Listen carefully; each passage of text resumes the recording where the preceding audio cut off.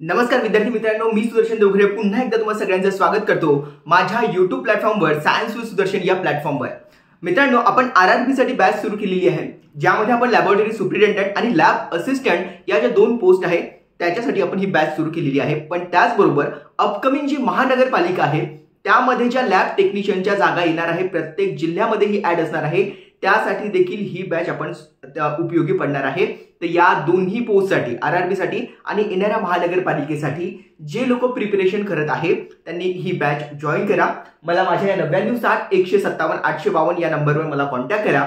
आतापर्यंत आपण carbohydrate, proteins, त्यामध्ये अमिनो ऍसिड असो किंवा त्याचं बायफर्केशन होतं, हे सगळं आपण बघितलेलं आहे। आणि आता आपण बायोकेमिस्ट्रीतला आपला नेक्स्ट टॉपिक आणि जो सर्वात महत्त्वाचा आहे, जो कोणत्याही कॉम्पिटिटिव्ह एक्झाम मध्ये तुम्हाला महत्त्वाचा पडेल, इव्हन तुम्ही एमपीएससी जरी दिली, याच्या व्यतिरिक्तही कोणत्या एक्झाम येत असेल त्यामध्ये देखील तुम्हाला या टॉपिकवर प्रश्न पाहायला मिळतात। आणि टॉपिकचं नाव आहे व्हिटॅमिन्स।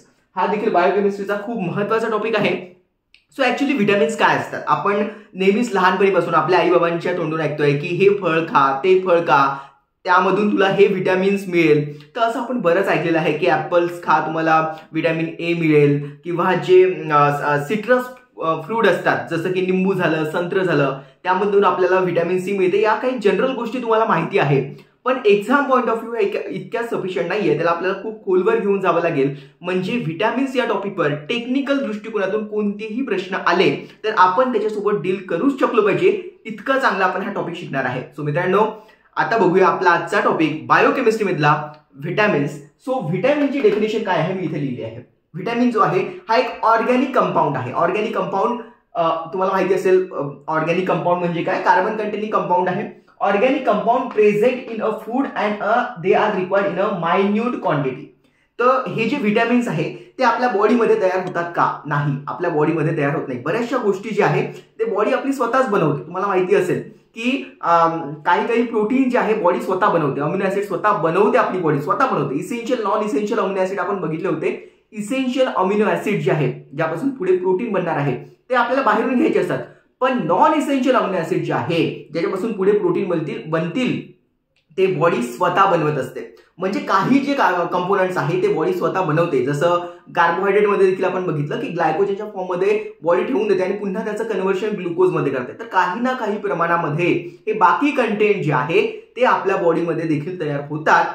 पण हे जे व्हिटॅमिन्स आहे हे ऑर्गॅनिक कंपाऊंड आहे, ते आपल्याला फूड फॉर्म मध्ये बाहेरून घ्यायचे असतात। फूड फॉर्म मध्ये बाहेरून घ्यायचे असतात, required in a minute quantity. खूप छोट्या प्रमाणामध्ये ते आपल्या बॉडीमध्ये, कमी प्रमाणात ते आपल्या बॉडीमध्ये लागत असतात। असं नाही की व्हिटॅमिनच्या कंपोनंटचा बक्का मारायचा असतो, असं नाही, खूप कमी प्रमाणात लागतात। आणि नॉर्मल ग्रोथसाठी ते आपल्याला लागतात, आपल्या बॉडीच्या मेंटेनन्ससाठी लागतात, रिप्रोडक्शनसाठी लागतात। तर हे ऑर्गॅनिक कंपाऊंड आहे, स्मॉल क्वांटिटी मध्ये लागते, बाहेरून फूडच्या फॉर्म मध्ये आपल्याला ते घ्यावे लागतात आपल्या बॉडीच्या ग्रोथसाठी, मेंटेनन्ससाठी, रिप्रोडक्शनसाठी।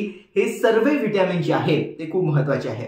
सो मित्रांनो, व्हिटॅमिनची डेफिनेशन बघितल्यानंतर व्हिटॅमिनचा क्लासिफिकेशन पण बघून घेऊया। होपफुली तुम्हाला माहिती असेल की व्हिटॅमिन जे आहे हे दोन पार्ट मध्ये डिवाइड झालेलं आहे। एक जे आहे ते फॅट सोल्युबल व्हिटॅमिन आहे आणि दुसरं जे आहे ते वॉटर सोल्युबल व्हिटॅमिन आहे। फॅटचा अर्थ काय होतो? जे ऑइली कंटेंट आपण ज्याला म्हणू शकतो। फॅट आजच्या नंतरचा जो आपला बायोकेमिस्ट्रीचा टॉपिक असणार आहे तो फॅट्सच असणार आहे, फॅट, फॅटी ऍसिडच असणार आहे, पण तिथे आपण ते डिटेलमध्ये बघूच। पण फॅट कंटेनिंग अमिनो ऍसिड जे आहे, फॅट सोल्युबल आपण त्याला म्हणू शकतो, ते आहे ADEK। So ADEK is the fat soluble vitamin. आणि दुसरं जे आहे ते आहे water soluble vitamin. So water soluble vitamin मध्ये व्हिटॅमिन बी कॉम्प्लेक्स, तुम्ही ऐकलं असेल, जर कधी डॉक्टरकडे तुम्ही गेला, व्हिटॅमिनची कमी झाली असं सांगितलं, अशक्तपणा वाटते, तर डॉक्टर काय करतात? व्हिटॅमिन बी कॉम्प्लेक्सच्या गोळ्या लिहून देतात। व्हिटॅमिन बी कॉम्प्लेक्स, आता बी कॉम्प्लेक्स म्हणजे काय, किंवा याच्यामध्ये वेगवेगळे प्रकार पडतात। त्या व्हिटॅमिनची वेगवेगळे नावं आहे, B1 आहे, B2 आहे, B3 आहे, B5 आहे, B7 आहे, B9 आहे, B12 आहे। हे सगळे जे बी चे प्रकार मी तुम्हाला सांगितले हे बी कॉम्प्लेक्सच्या व्हिटॅमिनच्या अंडरटेकिंग मध्ये येतात। म्हणजे इतकं सगळं न लिहिता व्हिटॅमिनचं मी बी कॉम्प्लेक्स लिहिलं असतं तरी पण चाललं असतं। पण बी कॉम्प्लेक्स मध्ये कोणते व्हिटॅमिन? तर B1 2 3 4 पण आहे, 5 पण आहे, 6 आहे, 7 आहे, 9 आहे, 12 आहे। हे सगळे व्हिटॅमिन बी कॉम्प्लेक्सचे प्रकार आहे असं आपण म्हणू शकतो। त्याचबरोबर आपण बघणार आहे की व्हिटॅमिन सी, जसं मी तुम्हाला स्टार्टिंगला सांगितलं, की व्हिटॅमिन बी कॉम्प्लेक्स तर आहेच, पण त्याचबरोबर व्हिटॅमिन सी जो आहे, जी सिट्रस फ्रुट्समध्ये निंबू झालं, त्याच्यानंतर संत्रा झाला, आवळा झाला, याच्यामध्ये आपल्याला दिसून येते सगळ्या सिट्रस फ्रूटमध्ये व्हिटॅमिन सी प्रेझेंट असते. सो अशा प्रकारे हा पूर्ण एक बी आणि सी असे 2 व्हिटॅमिन्स जे आहेत ते कुठे येतात, वॉटर सोल्युबल मध्ये येतात. बीचे वेगवेगळे प्रकार आहेत, ती वेगळी गोष्ट आहे, पण आपल्याला जर लक्षात ठेवायचं असेल तर व्हिटॅमिन बी आणि सी हे फॅट वॉटर सोल्युबल व्हिटॅमिन्स आहे आणि फॅट सोल्युबल मध्ये काय आहे, ADEK. मित्रांनो काय व्हायचं, मी जेव्हा एमपीएससीचा अभ्यास करत होतो 2018 पुण्याला जेव्हा मी होतो, तर मी हा टॉपिक जनरल सायन्स मध्ये पण वाचला होता. टेक्निकलचा पार्ट म्हणून तर वाचलाच होता, माझा अभ्यासात तो गेलाच होता, पण मी हा जनरल सायन्सचा बायोलॉजीचा पार्ट म्हणून देखील वाचला होता. आणि कोणती तरी एक मी एसटी महामंडळाची काहीतरी परीक्षा आली होती की काय होतं, तिथे देखील हा प्रश्न आला होता आणि हा प्रश्न मी चुकवून आलो होतो. जेव्हा की हे मला माहिती होतं, हे माझ्या वाचण्यात गेलं होतं आणि माझा जे काय म्हणतो कन्फ्युजन कुठं झालं होतं, तर माझं कन्फ्युजन झालं होतं यार हे वॉटर सोल्युबल आहे की हे फॅट सोल्युबल आहे. म्हणजे ADEK हे फॅट सोल्युबल व्हिटॅमिन आहे आणि वॉटर सोल्युबल जे आहे ते बी आणि सी आहे. मला कन्फ्युजन याचं झालं की यार याच्यातलं कोणतं वॉटर सोल्युबल आहे आणि कोणतं फॅट सोल्युबल आहे, तिथे थोडंसं मला कन्फ्युजन झालं होतं. मग त्याच्यानंतर मी लक्षात जेव्हा रूमवर आल्यानंतर लायब्ररीमध्ये मी सगळं चेक केलं, तेव्हा माझ्या लक्षात आलं की आता आपण हे लक्षात कसं ठेवायचं. मी लक्षात ठेवलं होतं की वॉटर सोल्युबल आहे. आपण मॅक्झिमम लोकांनी याच्यातले जे आहे ते BSc कंप्लीट केलेलं आहे. BSc त्याच्यामधला हा बी तर आहेच, बी कॉम्प्लेक्स, आणि सी फक्त हा BSc जर आपण लक्षात ठेवलं तर हे आपलं वॉटर सोल्युबल आहे. आपण BSc करून पाण्यात वाहून गेलो आहे, करिअरचं कुठंच काही खरं नाहीये. तर आपलं BSc पाण्यात गेल्यासारखं आपण BSc करून टाकलं. आपल्यासोबतचे जे लोक त्यांनी इंजिनिअरिंग केलं, डॉक्टरेट केलं असेल, मोठ्या मोठ्या लेवलचं ग्रॅज्युएशन त्यांनी केलं असेल, तर त्याचं काही लॉजिक नाहीये. फक्त मी असं सहज तुम्हाला लक्षात ठेवण्यासाठी सांगतो, जेव्हा आपण BSc करतो, लोक इंजिनिअरिंग करत होते, डॉक्टरेट करत होते, त्यांचं ते IT सेक्टर आणि त्यांचे पॅकेजेस वगैरे अलग लेवलचे, तर आपला BSc करून आपण सगळे पाण्यात गेल्यासारखे आहे. लक्षात ठेवण्याचा कन्सेप्ट असा आहे की वॉटर सोल्युबल पाण्यात गेलेले आपले BS तर नाहीये पण सी आहे. तर BSc वरून तुम्ही लक्षात ठेवू शकता की पाण्यात वाहून गेले आपले हे सगळं BSc जे आहे. BSc वॉटर सोल्युबल पाणी आणि BS तर नाहीये पण बी कॉम्प्लेक्स आणि सी हे तुम्ही लक्षात ठेवू शकता की वॉटर सोल्युबल आहे. मला एक झटका पडला याच्या संदर्भातला, म्हणून मी इतकं चांगलं तुम्हाला एक्सप्लेन केलं. छोट्या छोट्या गोष्टी असतात, असं नाहीये की मला खूप डिटेलमध्ये माहिती होतं. व्हिटॅमिन टॉपिक मी खूप व्यवस्थित वाचला होता, पण छोटीशीच प्रश्न जो आहे तो मी चुकून टाकला होता. तर असं काही तुमच्यासोबत होऊ नये आणि असा झटका तुम्हाला पडू नये म्हणून मी तुम्हाला थोडंसं एक्सप्लेन करून सांगितलं. Fat soluble ADEK. आता आपण काय करणार, आपण आता प्रत्येक व्हिटॅमिन्स बद्दल डिटेलमध्ये बोलूया. त्यामध्ये ते व्हिटॅमिन्सचे जर इतर काही नावं असतील, ते कुठून डेव्हलप झाले आहे याच्याबद्दल थोडीशी इन्फॉर्मेशन घेऊया. ते आपल्याला खाण्यामध्ये, मी पहिले सांगितलं आपल्याला खाण्यामध्ये ते घ्यायचे असतात, तर ते खाण्यामध्ये जर आपल्याला घ्यायचे आहे तर त्याचे सोर्सेस काय आहे, त्याचे जर ते आपल्याला मिळाले आहे तर ते डिफिशियन्सी डिसऑर्डर काय आहे आणि ते किती क्वांटिटीमध्ये डेली आपल्याला घ्यावे लागेल, या चार्ट फॉर्ममध्ये मी ते बनवलेलं आहे. मी जिथून हा कंटेंट वाचला होता तो एकदम थेरी फॉर्ममध्ये होता आणि कॉम्प्लिकेटेड, एकाखाली एक एकाखाली एक एकाखाली एक एकाखाली एक असं होतं. तर मी त्याला ते वाचलं, समजून घेतलं, त्यातला सगळा महत्त्वाचा कंटेंट काढला आणि त्याला चार्ट फॉर्ममध्ये कव्हर केलेला आहे. सो हा वाचत असताना आपल्याकडे जर जे पेजेसच्या पेजेस जर जमा झाले, मजा नाही येत. मजा तेव्हा येते जेव्हा आपल्या स्वतःच्या नोट्स आपण अशा काहीतरी फॉर्ममध्ये बनवतो. सो मला हे वाचताना खूप मजा आली. तुम्ही हे सगळं ऐकत असताना ते लिहा, जसं जसं मी सांगतो आहे तसं तसं ते तुम्ही लिहून घ्यायचं. तुमच्या नोट्स असणं खूप महत्त्वाचं आहे. तुम्ही फक्त व्हिडिओ बघितले तर काहीच होऊ शकणार नाही. तर बघा, व्हिटॅमिन ए जो आहे त्याच्याबद्दल मी बोलतो आहे.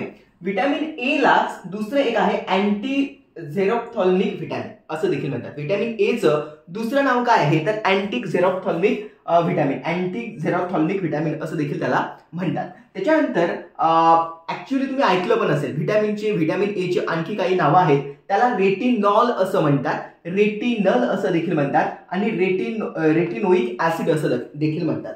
म्हणजे काय आहे की जो व्हिटॅमिन आहे तो व्हिटॅमिन जर अल्कोहोल कंटेनिंग असेल, अल्कोहोल डिझॉल्विंग असेल, तर रेटिनॉल ओएल हा इंडिकेट करतो नेहमीच अल्कोहोल. ठीक आहे. त्याच्यानंतर तोच जर व्हिटॅमिन ए हा अल्डिहाइड सोबत असेल तर एल, अल्डिहाइड नेहमी एल. ज्या लोकांचं केमिस्ट्री 12th पर्यंतचं चांगलं असेल त्यांना हे aldehyde, ketone group, alcohol group, halogen group याच्याबद्दल माहिती असेल. आता माहिती नसेल पण तर चिंता करायची नाही. ओएल ग्रुप, रेटिनॉल ओएल आला की हा अल्कोहोल कंटेनिंग व्हिटॅमिन आहे. त्याच्यानंतर रेटिनल आलं की हा अल्डिहाइड कंटेनिंग ग्रुप आहे आणि रेटिनोइक ओइक आलं, ओइक हा ऍसिडिक ग्रुप असतो, कार्बोक्सिलिक ऍसिड, तर हा ओइक जो आहे तो ऍसिड कंटेनिंग रेटिनॉल आहे.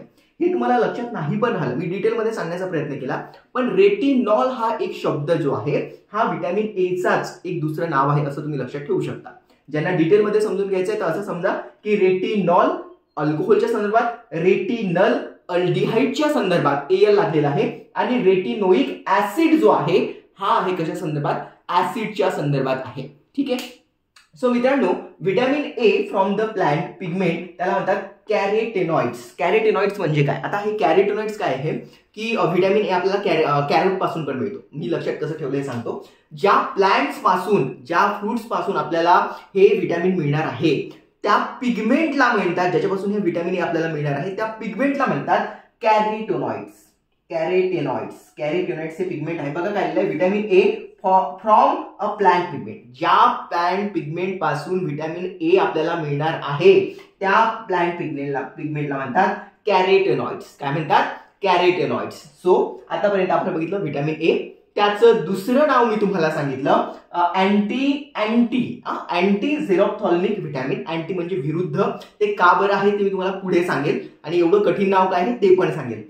त्याच्यानंतर रेटिनॉल, रेटिनल आणि रेटिनोइक ऍसिड. रेटिनॉल एक लक्षात ठेवलं तरी पण चालेल जर तुम्हाला जास्त त्रास होत असेल तर. आणि vitamin A from a pigment, ज्या प्लांट पिगमेंट पासून व्हिटॅमिन ए आपल्याला मिळतो त्या पिगमेंटला म्हटलं जातं कॅरोटेनॉइड्स. ठीक आहे. सो नेक्स्ट माझा मुद्दा, हे सगळं झाल्याच्या नंतर याचा सोर्सेस कुठून आहे, कुठून आपल्याला व्हिटॅमिन ए मिळणार? तर व्हिटॅमिन ए मिळते फिश लिव्हर ऑइल. फिशचे जो लिव्हर ऑइल असते त्याच्यापासून मिळते, बटर पासून मिळते, येलो एग पासून मिळते, योक पासून, चीज पासून, कॅरोट पासून. आता कॅरोट पासून कॅरोटेनॉइड लक्षात ठेवणं थोडं तर तुम्हाला सोपी जाऊ शकते. त्याच्यामुळे जास्तीत जास्त गांजर जर तुम्ही खाल्लं तर तुमच्या डोळ्यांसाठी ते चांगलं असतं. त्याच्यानंतर वेगवेगळे जे व्हेजिटेबल्स असतात त्याच्यामधून पासून एक महत्त्वाचा सुटलाय ऍपल देखील तुम्ही याच्यामध्ये लिहू शकता. व्हिटॅमिन ए साठी तो चांगला असतो. बरं, हे मी तुम्हाला सांगितलं व्हिटॅमिन ए अँटी झेरोप्थॉल्मिक ऍसिड पण सांगितलं, अँटी झेरोप्थॉल्मिक व्हिटॅमिन पण सांगितलं, रेटिनॉल, रेटिनल, रेटिनोइक ऍसिड सांगितलं. त्याच्यानंतर मी सांगितलं व्हिटॅमिन ए ज्या पिगमेंट पासून मिळतो त्या पिगमेंटला आपण काय म्हणतो, कॅरोटेनॉइड्स असं म्हणतो. वेगवेगळे सोर्सेस मी तुम्हाला इथे सांगितले, हे पण तुम्ही व्यवस्थित लिहून घ्या. माझा चार्ट व्यवस्थित झाला नाही तर तुम्ही व्यवस्थित व्हिटॅमिनची नावं, त्याच्याबद्दलची एक्स्ट्राची इन्फॉर्मेशन बरोबर इथपर्यंत लिहायची. त्याच्यानंतर सोर्सेस मध्ये व्यवस्थित तुम्ही लिहू शकता. त्याच्यानंतर तुम्हाला याच्यामध्ये लिहायचं आहे डिफिशियन्सी डिसीज. आता डिफिशियन्सी डिसीजचा अर्थ काय होतो की हे जर व्हिटॅमिन ए तुम्हाला नाही मिळालं तर तुम्हाला कोणकोणते डिसीज होऊ शकतात. तर नाईट ब्लाइंडनेस सर्वात पहिला आहे. आता नाईट ब्लाइंडनेसचा अर्थ काय होतो की तुम्हाला रात्रीच्या वेळी जे गोष्टी दिसायला पाहिजे त्या एकदम अंधुक दिसतात आणि त्या व्यवस्थित दिसत नाही. हा नाईट ब्लाइंडनेसचा जो एक डिसीज आहे तो व्हिटॅमिन एच्या डिफिशियन्सीमुळे होतो. त्याचबरोबर एक झेरोप्थॉल्मिक, आता तुम्ही हा शब्द बघितला अँटी झेरोप्थॉल्मिक व्हिटॅमिन, म्हणजे हा झेरोप्थॉल्मिक जो डिसीज आहे, झेरोप्थॉल्मियाचा अर्थ होतो की dryness of the I. I जे आहे ते आपल्या आय जे असतं त्याच्यामध्ये फ्लुइड असतं, लॅक्रिमल फ्लुइड असतं किंवा ते फ्लुइड असतं त्याच्यामध्ये. ते फ्लुइड एकदम सोकून घेतल्यामुळे काय होतं की आय एकदम आपले ड्राय होऊन जातात, रेडिश व्हायला लागतात. झेरोप्थॉल्मिया आहे आणि केरॅटोमेलेसिया. झेरोप्थॉल्मिया झाल्यानंतर केरॅटोमेलेसिया त्याच्यानंतरची स्टेप आहे. या दोन्हीची डायग्राम जी आहे, झेरोप्थॉल्मिया आणि केरॅटोमेलेसिया या संदर्भातली जी डायग्राम आहे, जी व्हिटॅमिन एच्या डिफिशियन्सी मुळे होणारे डिसीज आहे, ही डायग्राम मी तुम्हाला तुमच्या व्हॉट्सअप ग्रुपला टाकलेली आहे. ती डायग्राम एकदा तुम्ही बघून घ्या. त्याचं रिझन काय आहे की एखादी गोष्ट लक्षात ठेवायला आपल्याला खूप इझी जाते. Xerophthalmia related with the dry eyes, ते तुम्ही तिथे लिहून घेतलं तरी चालेल. पुढे बघा, डेली रिक्वायरमेंट काय आहे, 5000 इंटरनॅशनल युनिट IU डेली आहे. ते पर दिवसाला आपल्याला व्हिटॅमिन ए इतकं मिळालं पाहिजे. म्हणून तुम्ही हे सगळं खाणं, फिश लिव्हर ऑइल असो, बटर असो, येलो एग असो, योग असो, चीज असो, कॅरट असो, व्हेजिटेबल असो, ह्या सगळ्या गोष्टी खाणं खूप गरजेचं आहे जेणेकरून व्हिटॅमिन ए तुम्हाला चांगल्या प्रकारात मिळेल. आणि ज्या हिशोबाने आपण आता सध्या आपली जनरेशन मोबाईलचा यूज करत आहे ते हे सगळं खाणं खूप जास्त गरजेचं आहे. याच्यामध्ये एक छोटासा कन्सेप्ट आहे. जर तुम्ही छोटासा कन्सेप्ट असा आहे की तुम्ही जर आयची अॅनाटॉमी आणि फिजिओलॉजी बघितली असेल तर त्याच्यामध्ये तुम्हाला माहिती असेल की सर्वात पहिले ऑप्टिकल लेन्सेस असतात. त्याच्यानंतर पुन्हा सर्वात शेवटचा जो आयचा पार्ट असतो त्याला रेटिना असं म्हणतात, म्हणजे डोळ्याचा पडदा जिथे सगळ्या इमेज क्रिएट होतात. आणि हे इमेज जे आहे ते रिव्हर्समध्ये इन्व्हर्टेड फॉर्ममध्ये तयार झालेली असते रेटिनावर.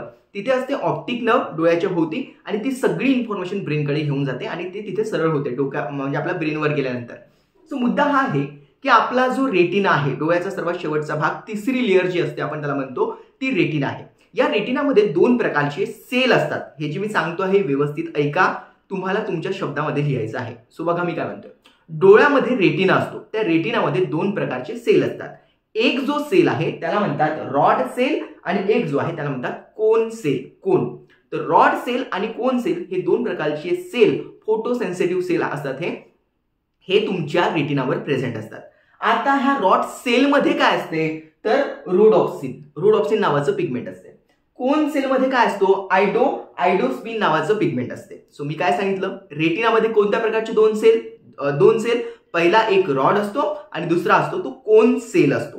रॉड सेलला म्हणतात रोडॉप्सिन आणि एक कोन सेलला म्हणतात आयडोस्पिन. तर आता रॉड सेल जे आहे याचं काम काय आहे तर रॉड जो सेल आहे आपल्या रेटिनामध्ये, जेव्हा लाईट एकदम डीम असते म्हणजे अंधार आहे, खूप कमी लाईट आहे, कॅन्डल लाईट आहे समजा असं तुम्ही म्हणू शकता, जेव्हा पण लाईट इनसफिशियंट असते तेव्हा आपल्याला तरी पण आपल्याला बऱ्यापैकी दिसतं. ते दिसतं कोणत्या सेलमुळे तर रेटिनामध्ये असलेले जे रॉड सेल आहे त्याच्यामुळे आपल्याला डीम लाईट, इथे मी लिहिलंय डीम लाईट मध्ये ते सगळं आपल्याला जे व्हिजिबल आहे just because of rod cell. त्याच्यानंतर आहे कोन्स. आता हे कोन्स काय आहे तर कोन्स देखील सेल असतात जे कलरफुल आपल्याला सगळं दिसतं ते आपल्याला, किंवा ब्राईट लाईट मध्ये आपल्याला जे सगळं बघायचं असतं ते पण कलरफुल, ते सगळं कोन सेल मुळे दिसतं. आणि कोन मध्ये जे पिगमेंट्स असतात त्यांना आयडोस्पिन असं म्हणतात. हे दोन्ही गोष्टी लक्षात ठेवून घ्या.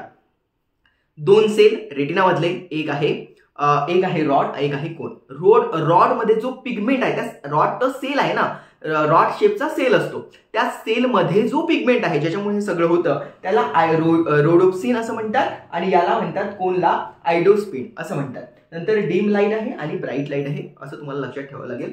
मी हा जो एक हे जे माझं आन्सर चुकलं होतं ADAK संदर्भातलं, त्याच्यानंतर मला हे कन्फ्युजन होऊ नये म्हणून मी असं लक्षात ठेवलं होतं की रॉड जो आहे, रॉड म्हणजे काय, असा रॉड, ठीक आहे. आणि कोन म्हणजे काय, कोन म्हणजे असं आपण जे डोक्यावर वगैरे बर्थडेच्या वेळेस ते कोन घालतो किंवा जो आईस्क्रीमचा कोन असतो त्याचा शेप असा असतो, बरोबर.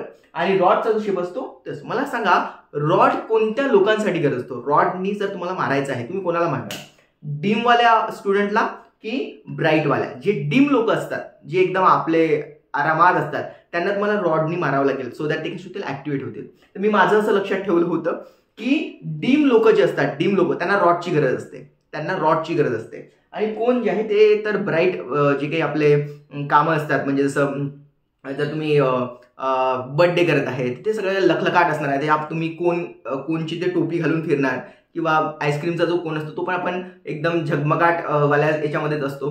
तर तसं काहीतरी तुम्ही तुमच्या डोक्यामध्ये लक्षात ठेवून घ्या.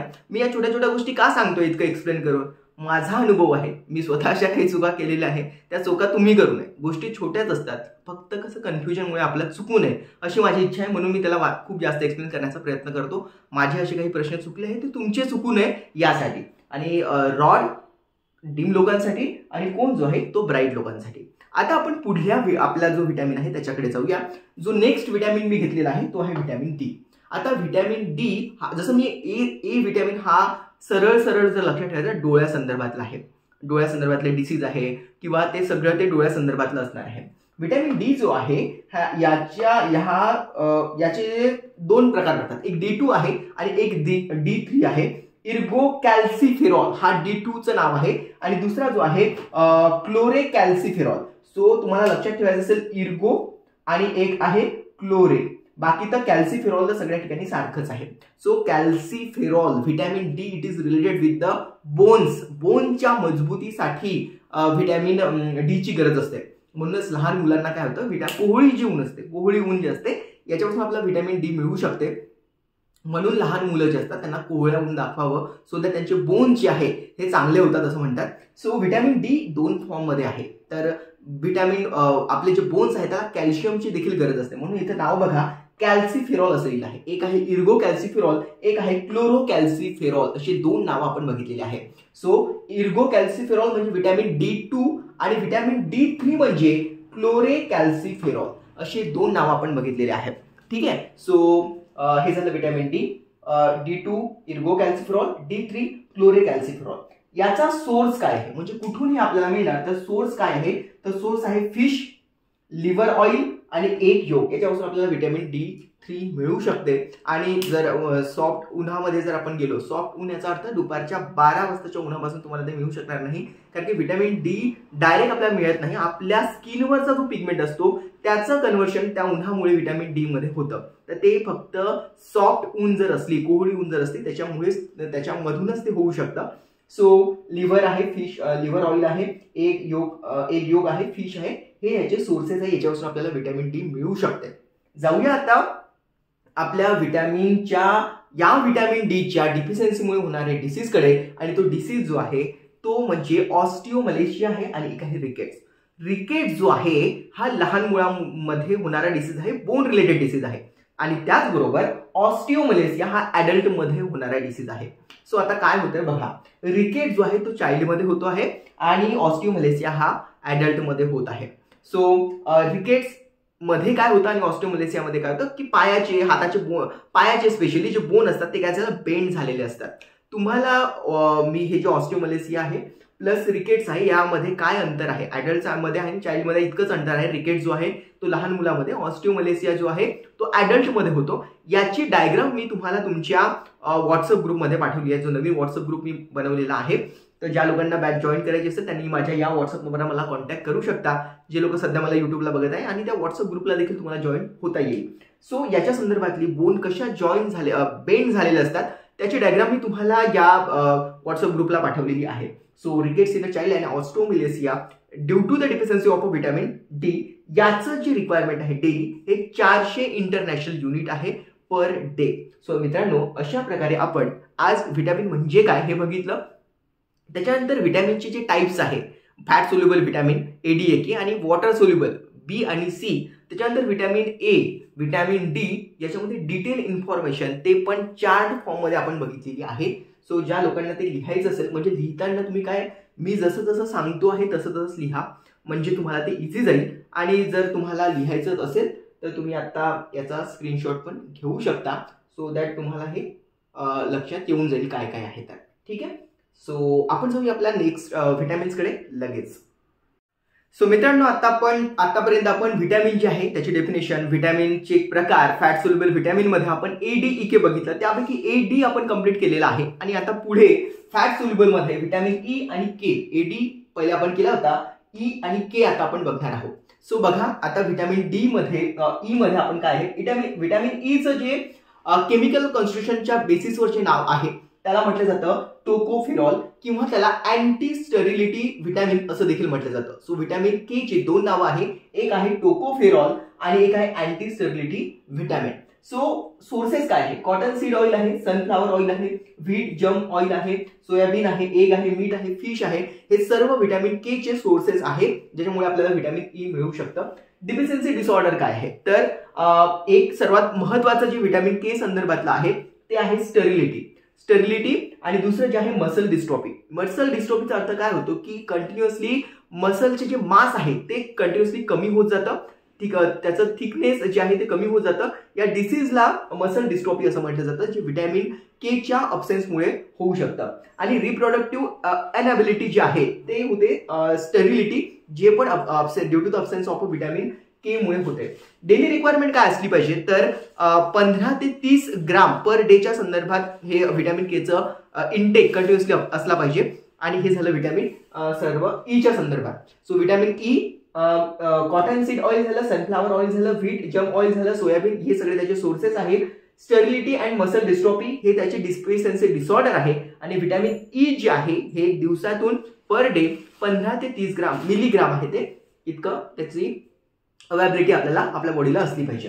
त्याच्यानंतर आपण व्हिटॅमिन के संदर्भात बोलतो आहे, तो त्याचं व्हिटॅमिन केचं जे सेकंड नाव आहे, केमिकल नाव आहे ते आहे नॅफ्थॅलोक्विनिन. नॅफ्थॅलोक्विनिन हे व्हिटॅमिन केचं नाव आहे. याचे पुन्हा 3 प्रकार पडतात, जे व्हिटॅमिन के चे हे 3 प्रकार मी इथे लिहिलेले आहेत.